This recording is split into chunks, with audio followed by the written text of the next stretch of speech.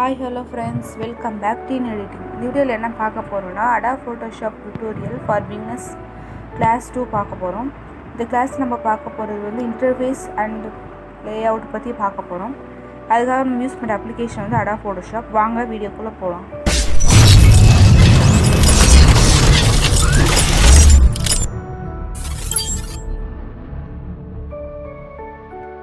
இது class 2. Class 1 பார்க்கணுன்னா டிஸ்கிரிப்ஷனில் லிங்க் கொடுத்துருக்கேன், அதை செக் பண்ணி கிளாஸ் 1 பாருங்கள். தொடர்ச்சியாக பார்த்தா தான் புரியும்.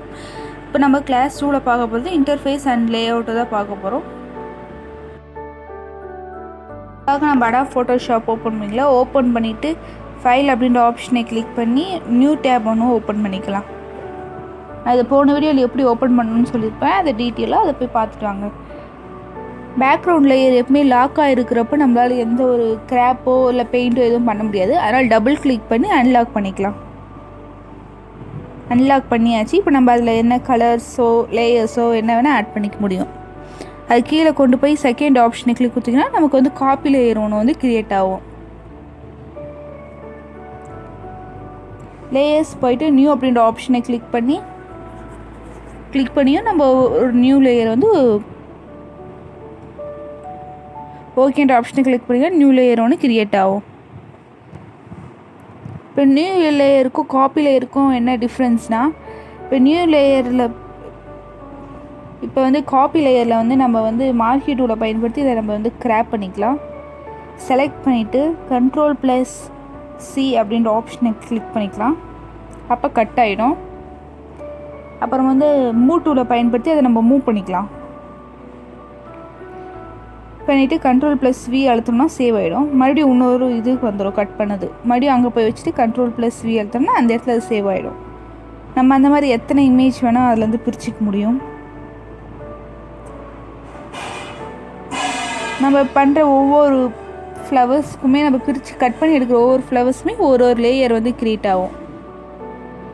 நமக்கு தேவையில்லாத லேயர் எல்லாத்தையும் டெலீட் பண்ணிக்கலாம்.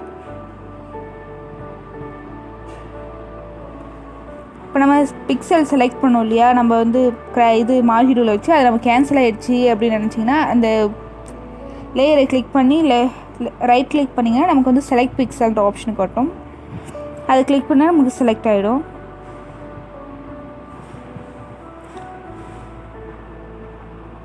இப்போ நம்ம சைடில் இருக்கிற சைட் பாரில் இருக்கிற எல்லாத்தையும் நம்ம வந்து பார்த்துடலாம் ஒன்றா. இது நான் முன்னவே சொன்னேன், இது வந்து மூவ் டூல். அதாவது நம்ம ஒரு லேயர் எடுத்து கட் பண்ணிவிட்டு அது எந்த இடத்துல அட்ஜஸ்ட்மெண்ட் பண்ணுமோ அதுக்காக வந்து அதை பயன்படுத்தலாம்.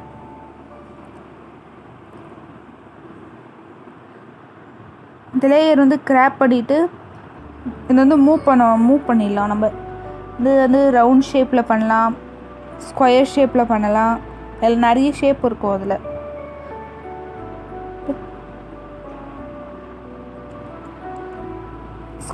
ஸ்கொயர் ஷேப்லேயும் பண்ணலாம், நமக்கு தேவையான ஷேப்பில் பண்ணலாம். ரவுண்ட் ஃபேஸில் மட்டும்தான் கட் பண்ண முடியுமா, வேறு எந்த ஸ்பேஸ்லையும் கட் பண்ண முடியாதான் இல்லை. சர்க்கிள் நிறைய ஷேப் இருக்குல்ல, அங்கே 4 ஷேப்பில் வந்து நம்ம எந்த வேணால் கட் பண்ணிக்கலாம்.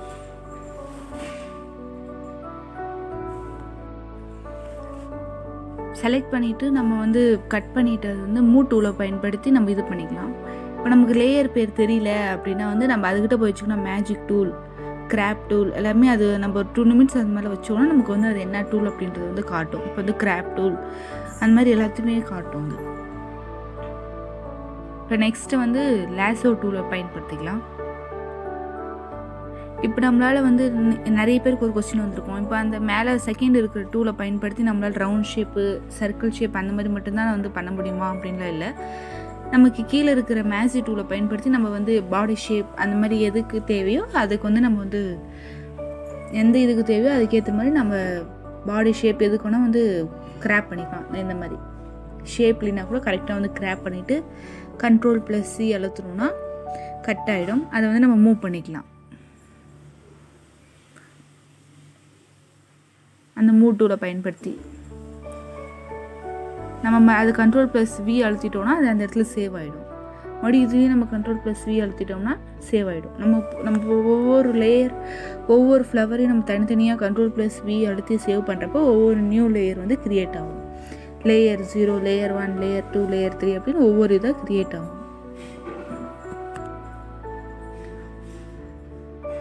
ஒவ்வொரு புக்கும் ஒவ்வொரு லேயர் நம்ம வந்து கிரியேட் ஆகணும். அதை வச்சு நம்ம வந்து கலர்ஸ் சேஞ்ச் பண்ணுறதா இருக்கட்டும், மற்ற இதெல்லாம் நம்ம பண்ணலாம்.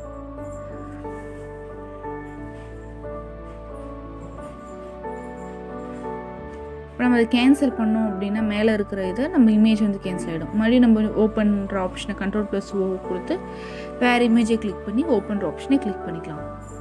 இப்போ மேஜிக் டூலை வந்து பயன்படுத்தி நம்ம என்ன பண்ண முடியும்னு பார்க்கலாம். அதில் Ctrl++ அழுத்தி நம்ம ஜூம் பண்ணிக்கலாம்.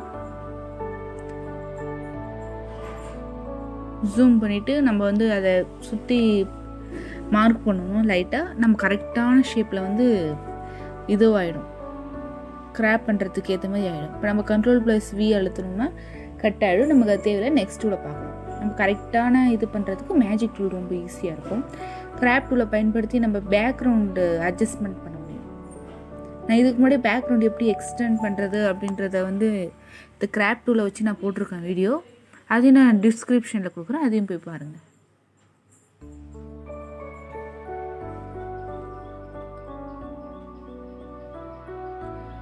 இந்த டூலை பயன்படுத்தி இப்போ இந்த நம்ம பென்சில் மாதிரி இருக்கிறத எடுத்துகிட்டு போய் எந்த ஒரு கலரில் வச்சாலும் அந்த இமேஜில் என்ன கலர்லாம் ஆட் பண்ணியிருக்கிறாங்க, என்னென்ன கலர்ஸை வச்சு அந்த இமேஜை வந்து கிரியேட் பண்ணியிருக்கிறாங்க அப்படின்றது வந்து நமக்கு வந்து தோணும். இப்போ க்ரீன் கலரில் வைக்கிறேன், க்ரீன் காட்டுது. அதே லைட் க்ரீனில் வச்சா அந்த அந்த கலருக்கு ஏற்ற மாதிரி வந்து காட்டுது. நம்ம அதில் பெயிண்ட் பண்ணுறதுக்கு வந்து கொஞ்சம் ஈஸியாக இருக்கும். அதுக்கு இப்போ நம்ம இதை வந்து மார்க் பண்ணிவிட்டு கரெக்டாக மார்க் பண்ணிட்டோம்னா இது வந்து ஃபுல் லேயர் வச்சு நம்ம க்ரீன் எல்லாமே சேர்ந்து காட்டும். நான் பண்ணுற மாதிரி பண்ணி பாருங்கள், உங்களுக்கே புரியும்.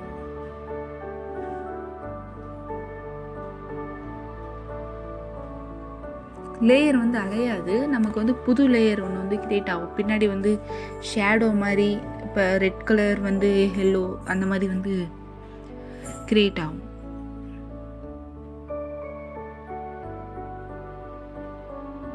ஷேடோஸ் மாதிரி ஆப்போசிட்டில் வந்து தெரியும்.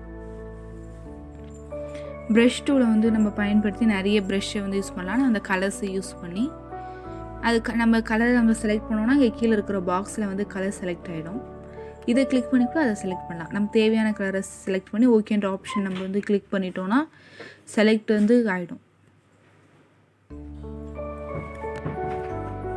நம்ம ரைட் கிளிக் பண்ணோன்னா அதுக்கு நம்ம ப்ரஷ்ஷுக்கு தேவையானதெல்லாம் வரும். நம்ம வந்து லைட்டாக ப்ரஷ் பண்ணுமா, இல்லை அது வந்து பெயிண்ட்டுக்கு ஏற்ற ஹார்டாக எந்த மாதிரின்ட்டு அதை வந்து ஷோ ஆகும். அதுக்கேற்ற மாதிரி பண்ணிக்கலாம். கீழே இருக்கிற ப்ரஷ்லாம் நீங்கள் வந்து கிளிக் பண்ணிங்கன்னா அதுக்கேற்ற மாதிரி வந்து வரும். அது மாதிரி எப்படி பண்ணுறது அப்படின்றது வந்து ஷோ ஆகும். அங்கே மேலே ஷோ ஆகுதுல, அந்த மாதிரி நீங்கள் ப்ரஷ் பண்ணணும். அதில்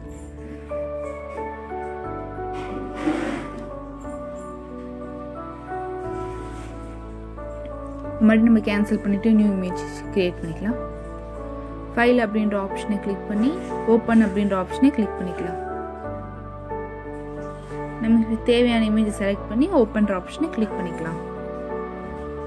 கிளிக் பண்ணிவிட்டு Ctrl++ அப்படின்ற ஆப்ஷனை கிளிக் பண்ணி ஜூம் பண்ணிக்கலாம்.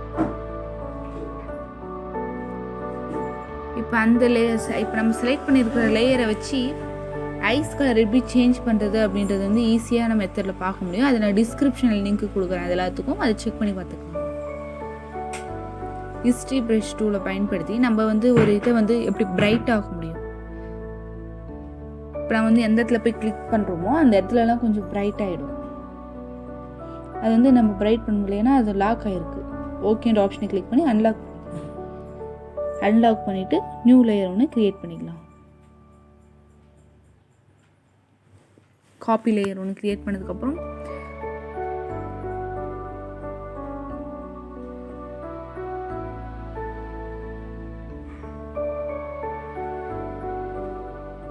ஒவ்வொரு லேயருக்கு எப்படி பண்ணணும் அந்த கீழே இருக்கிற ஆப்ஷன்ஸ்க்குலாம் அதே காட்டும்.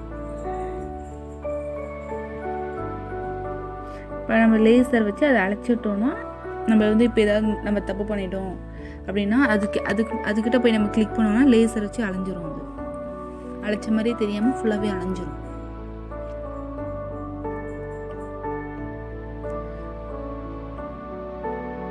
அதுக்கப்புறம் வந்து இது வந்து கொஞ்சம் இந்த டூல் வந்து கொஞ்சம் அப்படியே பிளர் பண்ணும் இமேஜ் வந்து பேக்ரவுண்டை வந்து பிளர் பண்ணுறதுக்கு இந்த டூல் வந்து பயன்படுத்துவாங்க.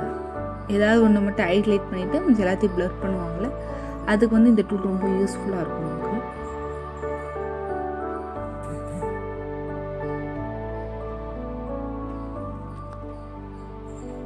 அதுக்கப்புறம் கேமரா ஆப்ஷன் கிளிக் பண்ணோன்னா நமக்கு இந்த இமேஜ் வந்து பிளர் பண்ண இமேஜ் வந்து நம்ம கேலரியில் வந்து சேவ் ஆகிடும். நம்ம எங்கே வந்து சேவ் பண்ணுறோமோ அங்கே வந்து சேவ் ஆகிடும்.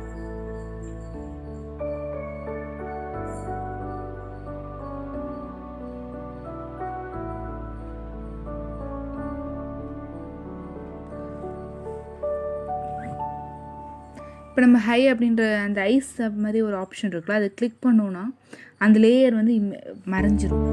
கீழே இருக்கிற லேயர் தான் நமக்கு வந்து ஷோ ஆகும். ஏன்னா வந்து அதுதான் வந்து ஹைடில் இருக்குது. இப்போ மறுபடியும் இந்த லேயர் நம்ம கேன்சல் பண்ணோம்னா அந்த லேயர் தான் தெரியும். காப்பி லேயரை வந்து தெரியுது.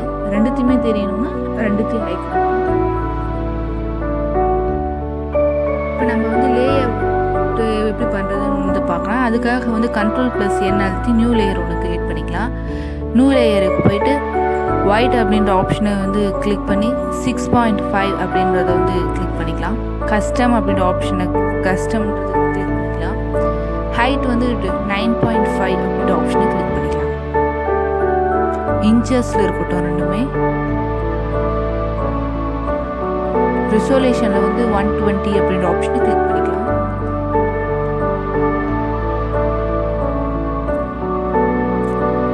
இப்போ வந்து CMYK அப்படின்ற கலர்ஸ் அப்படின்ற ஆப்ஷனை கிளிக் பண்ணிக்கலாம். RGB கலர் அப்படின்ற ஆப்ஷன் எடுத்துகிட்டு அவ்வளோதான், நமக்கு கரெக்டான இது கிடச்சிருச்சு.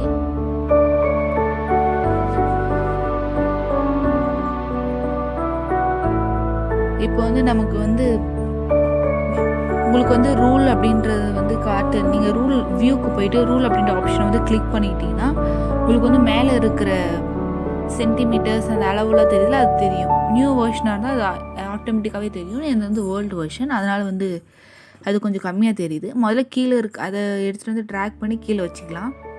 கொஞ்சம் கேப் விட்டு நியூ கைடு ஒன்று ஓப்பன் பண்ணி நான் பண்ணுற மாதிரியே பண்ணிக்கோங்க. 0.25 அப்படின்ற ஆப்ஷனை கிளிக் பண்ணிக்கலாம். 0.25 அப்படின்ற ஆப்ஷனை கிளிக் பண்ணிட்டோம்னா நம்ம கரெக்டான அளவு வந்து கிடச்சிரும். மறுபடியும் நியூ கைடு அப்படின்ற ஆப்ஷனை கிளிக் பண்ணிவிட்டு 6.25 அப்படின்ற ஆப்ஷனை கிளிக் பண்ணி ஓகேன்னு கொடுத்துட்டோம்னா இது கரெக்டாக இந்த பக்கம் வந்து க்ரியேட் ஆகிடும். நம்ம லேஅவுட் வந்து க்ரியேட் பண்ணிட்டோம். லேஅவுட் வந்து இமேஜு அப்புறம் வந்து நம்ம எடிட் பண்ணுறதுக்கு நிறைய யூஸ்ஃபுல்லாக இருக்கும். வந்து லாக் பண்ணிக்கலாம் நம்ம பண்ண கெய்ட்ஸை. இது வந்து நம்ம பேனர்ஸு